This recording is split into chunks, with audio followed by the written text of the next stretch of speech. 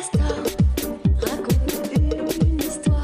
Castor, raconte-nous deux histoires. Castor, Père Castor, mets tes lunettes et lis-nous tout. Lis-nous dit.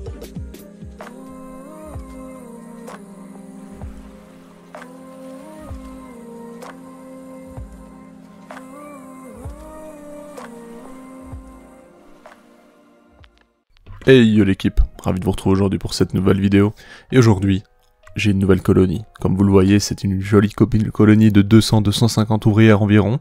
Ce sont des Camponotus turkestanus. Vous le saviez, j'avais une fondation déjà, dont je me suis séparé justement. J'ai donc trouvé une personne qui en cherchait, il était vraiment ravi d'en trouver et justement proche de chez lui. Il connaissait la provenance et ça arrangeait tout le monde. Je suis très content que ça lui fasse plaisir. Et moi, c'est par la même occasion, je me suis fait plaisir avec une colonie plus importante. Ce n'est pas dans mes habitudes de prendre des colonies déjà établies, on va dire, mais ici étant l'espèce qui m'a fait rêver en soi, et je voulais absolument vous montrer justement les caractéristiques qui font que c'est vraiment une Camponotus très particulière. Comme vous le voyez, le transport s'est super bien passé, la petite boîte de transport est géniale, hein, franchement ça fait le taf, quasiment pas de perte, y a rien à redire.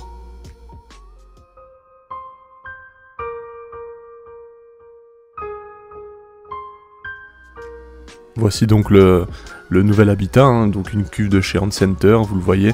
Franchement, j'ai fait un truc assez simple. En nature, elles sont trouvées dans des lieux semi-arides, donc vraiment très secs. On est sur principalement du sable, du caillou, etc. Donc franchement, ça correspond bien et elles vont pouvoir faire leur mélange à elles. Regardez bien l'entrée du nid, vous allez voir par la suite, ça va changer. Pourquoi des branches? Tout simplement pour augmenter leur lieu de vie, c'est-à-dire qu'elles ont plus de choses à parcourir et plus de choses à découvrir. Donc en se baladant sur les branches, ça augmente le volume tout simplement de l'aire de chasse. Alors petit bémol pour les cavités, comme vous le voyez, on n'a pas de vraies cavités bien belles. Ici c'est des tracés et on a de toutes petites alvéoles. Je trouve ça un peu bof bof. Ben bref, passons au déménagement. Petite précision ici, exactement, enfin aussi que je vous ai pas dit, pardon, c'est que on a pris 1 mois avant de faire l'envoi, donc c'était payé depuis 1 mois, mais en vue des hautes températures, c'était pas possible de prendre le risque de perdre justement cette colonie, donc on a attendu 1 mois que ce soit plus clément pour faire l'envoi, et au final, comme vous le voyez, hein, j'ai eu peut-être 2 pertes, 3 pertes, c'est ridicule sur autant d'ouvrières, et ça fait plaisir. Ici, comme vous le voyez, hein, la découverte est un peu lente, mais c'est normal. Hein. D'ailleurs, on voit à l'arrière-plan une ouvrière qui partait vers le nid, celle-là, elle est un peu plus téméraire. Sinon, ça va se faire tranquillement, je ne les brusque pas. Je dépose le premier jour, donc, leur contenant, en mettant justement leur petit embout, je l'ouvre tout simplement, et je les laisse découvrir par elles-mêmes l'aire de chasse. Le but n'étant pas de créer de la panique au sein de la colonie, donc elles vont découvrir elles-mêmes les lieux, le nouveau nid, l'aire de chasse, bref, le nouveau lieu de vie. En espérant que ça leur plaise. Ça, c'est le principal surtout.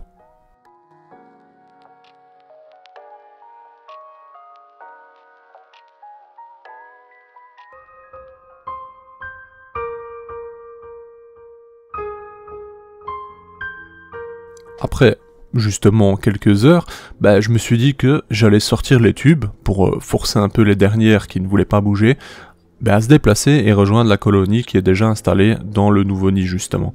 Alors ça va être très très rapide, hein. J'ai sorti les tubes, je les ai placés, bon elles ont déplacé le couvain, et comme je le disais plus tôt, retenez bien cette entrée, ça a déjà changé. Comme vous le voyez, une ouvrière tire des cailloux, et elles vont former un peu cette entrée à leur sauce, quoi, tout simplement pour réduire soit les axes, l'entrée, pour tout réduire, ou tout simplement l'aménager comme elles le sentent, pour avoir plus de facilité.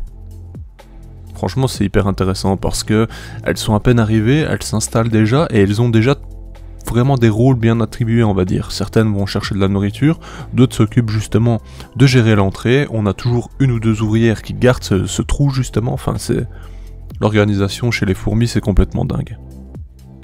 Ça, c'est ce que vous voyez de déjà rentrer donc après les 12 heures. Et franchement, c'est plutôt pas mal. On voit qu'elles prennent pas mal de place déjà dans le nid, c'est hyper intéressant. Mais ce n'est que le début. Ici vous voyez derrière tout ce monde, Madame la Reine, très orangée, hein, vraiment très sympa.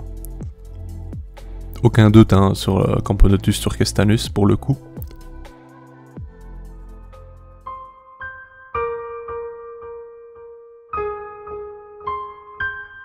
Le lendemain, voilà, plus besoin de tubes, tout le monde a déménagé, j'ai donc enlevé directement les tubes.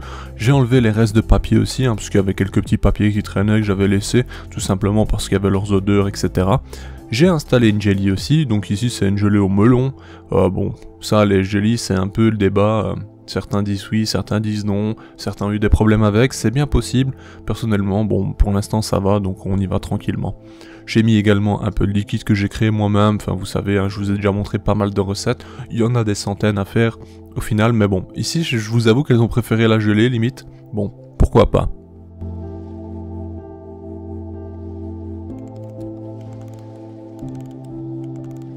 Je suis quand même très content d'avoir réussi dans un premier temps le déménagement. Ça s'est fait assez facilement, franchement, il n'y a pas eu besoin de forcer de quoi que ce soit. Pour résumer, le premier jour, on va dire que les 70% avaient déjà déménagé. Quelques jours après, j'ai enlevé les tubes donc, et je les ai laissés rentrer d'elles-mêmes. Et au final, ça s'est fait en 3-4 jours. Vraiment terminé, fini, au revoir et merci, 3-4 jours. Il y avait certaines ouvrières qui refusaient de partir, elles laissaient du couvain dans les tubes. Bien entendu, il y a une question d'odeur, hein. Ça c'est un nouveau milieu, il n'y a pas encore vraiment de traces, ni même de phéromones déposés sur plein d'endroits, des lignes pour la nourriture notamment, pour le nid, etc. Donc pendant ce temps-là, c'est un peu l'insécurité au sein de la colonie, même si elles ont déjà pris leur marque. Et ici on voit maintenant, le nid est déjà nettement plus rempli en soi. On voit qu'il y a des poches bien déterminées, avec justement du couvain dans certains endroits, des larves bien posées, etc. Mais bref, on voit déjà qu'il y a une petite organisation, même si, petit bémol à nouveau, si vous le voyez, la paroi du nid sont bien collées en haut et bien en bas, mais visiblement dans le milieu il y a de l'espace. Et par moments, on voit il y a des déchets qui sont passés, voire même pour les pires des cas du couvain. Bon, c'est pas spécialement dramatique, je vais remonter l'information on center, que c'est un petit bémol quand même, mais je vous avoue que ça me ferait chier de voir du couvain bloqué entre les parois. Enfin bref. Ici vous le voyez, en parlant de couvain, elles ont rentré justement le leur et il est assez conséquent mine de rien. On voit également une énorme larve à l'arrière, certainement un gros major. Et ces majors on en parlera plus tard, ou certainement lors d'une prochaine vidéo. Vous voyez qu'il y a une ponte récente également, ça c'est vraiment génial, c'est-à-dire que tout va bien et on voit que c'est très crade. Déjà, bon, on en parlera plus tard également de ça.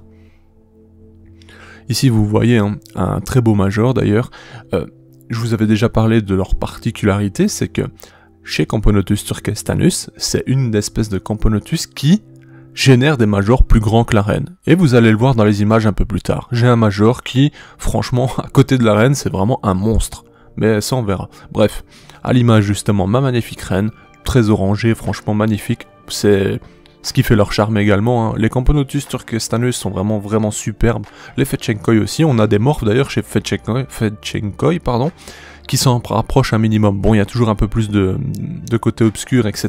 La pilosité est différente aussi pour les reconnaître, ainsi que d'autres caractéristiques bien précises, donc on va pas parler dans la vidéo parce que ça n'a aucun sens. Je pense que le 3/4 s'en foutent en fait. Enfin bref. Et ici on voit donc justement le couvain, je vous montre un peu toutes les galeries. On arrive dans la zone sale, elles ont décidé de déféquer à cet endroit, de mettre une ouvrière morte apparemment. Et là on se dit mais qu'est-ce qu'elle fait celle-là? Vous voyez la petite ouvrière en bas à gauche? Au début j'ai pas compris tout de suite ce qui allait se passer, mais vous allez voir plus tard. Bref, elles passent leur tête à plusieurs endroits, déjà ça vous montre qu'il y a de l'espace, elles ne sont pas bloquées, rassurez-vous, mais c'est quand même chiant. Ici, Madame la Reine, elle se promène, elle a des ouvrières partout, elle a ses filles en soi, un peu partout, donc tout va très bien. Ici, on voit que c'est un peu le squad justement de quelques majors, et bref. J'ai une petite idée, je me suis dit que durant la vidéo, on pourrait rajouter un petit élément sympa. Sachant que c'est une espèce qui a la particularité d'être assez claire, d'avoir une partie du corps transparente également. On va s'amuser avec des liquides. Bon là vous voyez, elles ont juste trouvé un point plus chaud, bien entendu, avant le déplacement de la cuve, et ont donc mis tout le couvain. Dans l'idée, vous le connaissez, je l'ai déjà fait, ce sont des liquides colorés, donc avec du colorant alimentaire, acheté en magasin de manière classique. Je n'ai jamais eu de problème avec ceci, j'ai déjà testé sur plusieurs colonies, jamais de perte vis-à-vis de ça, donc voilà. Bon, maintenant tous les colorants alimentaires sont peut-être pas conseillés, je ne saurais vous dire, je m'y connais pas dans le domaine. Les produits chimiques, tout ça, j'en sais rien du tout. Personnellement, je vous dis que là, ça va. Regardez maintenant l'évolution de ce trou dont je vous ai dit de porter attention. Ben, en termes de gravier, ça a bien bougé mine de rien. Franchement, elles sont efficaces. Et dites-vous que le poids d'un petit caillou comme ça, pour elles, c'est quand même assez conséquent. Mais on le sait, les fourmis sont extrêmement puissantes. Elles ont cette capacité de déplacer des objets bien plus lourds qu'elles. Et franchement, juste pour ça, elles sont incroyables. Ici, ben, c'est un peu la découverte. On voit, hein, il y a un objet en plastique qu'elles ne connaissent pas. C'est nouveau pour elles. Il n'y a pas d'odeur actuellement d'ouvrière sur cette partie. On a qui s'aventurent en dessous. Bref. Mais pourtant, elles sentent certainement aussi la présence de liquide sucré. Et c'est ce qui va les pousser justement à aller découvrir ce lieu. Comme vous le voyez, c'est assez rapide. Hein. Lorsque j'ai déplacé la cuve et décidé de faire justement cette expérience, ben, la première chose c'est que... Ah bah oui. Regardez bien celle-là. Elle va être bloquée dans ce domaine. Elle va rester comme ça figée pendant de longues minutes. Pourquoi, je ne sais pas. Mais bref, je disais donc quand j'ai déplacé la cuve, on les a vus. Ben, vite en urgence rentrer le couvain parce que ben, c'était pour elle, et voilà, c'est l'insécurité, il y a beaucoup de lumière d'un coup, enfin voilà, pour elle ça va plus. Mais bref, ici on voit, il n'a pas fallu longtemps, quelques minutes, et elles sont directement sur le lieu pour justement récolter ce liquide sucré. Pour elles, qu'il soit rouge, bleu ou orange, ou n'importe quelle couleur, ou vert ou quoi, elles s'en foutent. Ce qu'elles veulent principalement, c'est ben, se nourrir en soi. Et par conséquent, ben, c'est un apport assez conséquent directement de sucre et autres, elles vont le rentrer. Mon petit mélange est très simple, sirop d'érable, liquide pour abeilles et colorant alimentaire. Ici on voit déjà un beau gastre se gorger justement de liquide vert. Si vous regardez bien, vous voyez également le trajet à l'intérieur du corps jusqu'au gastre et au jabot social notamment. Ici on voit que ma petite ouvrière s'est réveillée, mais pour vous c'est quelques minutes, enfin quelques secondes même, tandis que elle c'était 5-6 minutes. Hein. Franchement, l'attaque dans le liquide, ça l'a un peu choqué. Là donc vous voyez un peu la puissance du colorant alimentaire et l'aspect vraiment fun que ça peut apporter justement dans une colonie. Quand votre colonie va se gorger justement de ces liquides, bah, tout de suite vous allez voir des fourmis dans tous les sens, toutes colorées, c'est vraiment génial. Et parfois des mélanges un peu particuliers bien entendu. Enfin bref, c'est juste génial à faire, surtout si vous avez des enfants à la maison, bah, c'est super chouette à observer et à leur montrer quoi, ça va captiver leur attention, c'est une certitude. Bien entendu, je vous recommande de le faire avec une colonie un peu plus importante. Je ne sais pas si ça peut poser un risque, comme je le dis, hein, c'est du colorant alimentaire, c'est pas spécialement ce qu'il y a de meilleur. Donc voilà, moi je vous le dis sincèrement, j'ai jamais eu de problème, pardon, aucune perte liée à ça, ni même aucune perte, mortalité particulière, même un mois après ou autre. Donc bon, voilà, je me permets de vous le présenter, de vous le montrer parce que ben, je trouve que c'est sans risque. Moi, personnellement, je prends le colorant vanillé qu'on trouve en magasin, donc c'est vraiment un truc classique qu'on trouve partout. J'ai jamais eu de problème avec. Je m'étais tâté justement à acheter des colorants sur Amazon, où c'est justement une gamme bien déterminée de 24 colorants, etc. Mais je sais pas, je suis un peu... J'hésite, parce que j'ai pas envie de foutre en l'air justement une colonie, juste pour le plaisir des yeux, donc... Enfin voilà, ici on voit que bah, on a une petite ouvrière qui a commencé avec du liquide rouge, donc bah, jaune et rouge forcément ça match. Hein. Bref, comme je le disais, il y a moyen de vous amuser, on peut aussi faire des déclinaisons, hein. On peut mettre d'autres colorations de liquide, on peut très bien faire du rose, etc. C'est hyper sympa. Dites-moi en commentaire si déjà suite à ma première vidéo vous aviez fait le test avec ces liquides, ça m'intéresse. Je suppose que j'ai forcément influencé des gens qui ont voulu essayer à la maison, ça ne m'étonnerait pas, et dites-moi si c'était bien, et d'ailleurs si vous avez des enfants par la même occasion, ça peut être hyper intéressant, dites-moi si vous l'avez fait justement en famille. Ici on a un mélange un peu dégueulasse, rouge et vert perso, ouais, la coloration qui va en résulter, enfin qui va en ressortir, ça va pas être fou, hein, Enfin bref, je vais vous laisser apprécier les images bien tranquillement, et je vous reprends un peu plus tard, c'est parti.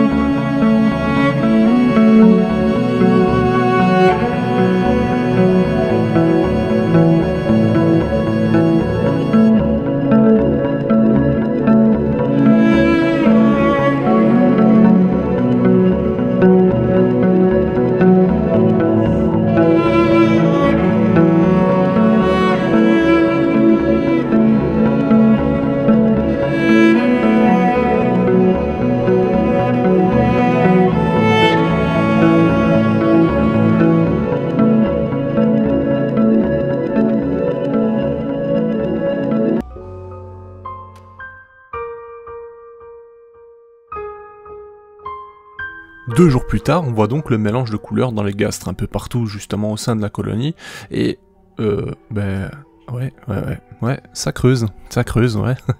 Et les parois sont recouvertes de gypse creusé. Bah ouais, c'est dégueulasse finalement d'un coup. Mais bon, je me dis que peut-être qu'elle creuse pour être au plus proche des sources de chaleur, justement, parce que c'est un tapis chauffant en dessous. Bon, là il est éteint vu les températures, mais voilà, ça se passe comme ça sinon.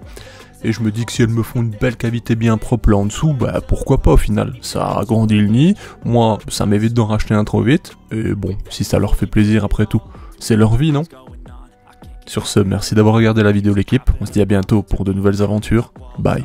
Life is unhauled, perception stuck in a vault. I know that time can heal all, but how much time till we fall? It's awfully chilly outside, when there's no shelter to hide. When everything is a lie, you'll find that out in some time. But when the things on your mind are all considered a crime, communication aside, we'll all just fight till we die. Is this an argument, or just the start of it? Either way, I don't wanna be a part of it. Can I just get some space? I don't have the heart for this. Hey, si toi aussi tu as apprécié la vidéo, n'oublie pas de t'abonner, de laisser un like, voire un commentaire, ou même de nous suivre sur les réseaux. Merci et à bientôt l'équipe.